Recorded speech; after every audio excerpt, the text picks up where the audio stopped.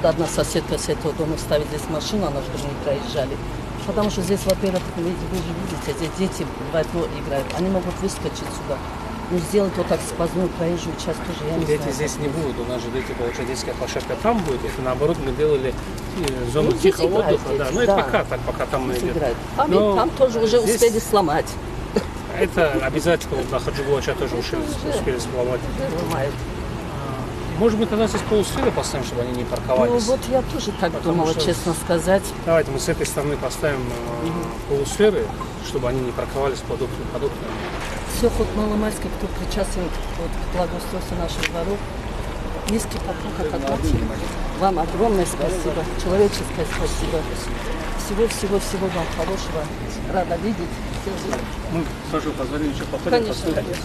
Спасибо вам. По Хаджибулача, там почему футбольная площадка начала ограждение разваливаться? Мы делаем, как смотрите, там идет толщина пятерка, контактная сварка, все как положено идет.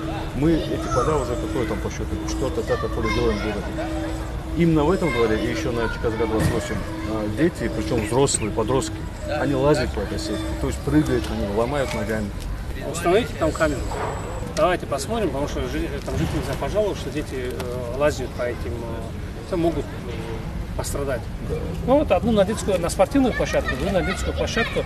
Но мы потом покажем им, что это для детей предусмотрено, а не для них, чтобы такого не происходило больше. Потому что жительница мне пишет в Инстаграме, что я им замечание сделала, конфликт получился. Ну, не совсем понятная ситуация. Если на самом деле по видео это получается записать, показать, ну, потом там проведем встречу с активом, объяснительную работу, разъяснительную работу проведем. Насчет подвальных труб у нас очень плохое положение с подвальными трубами, потому что там и воняет, и грязно. Вот посмотрите на эти трубы. Я несколько раз заявку подавался, но вот такое положение. Капремонт что входит?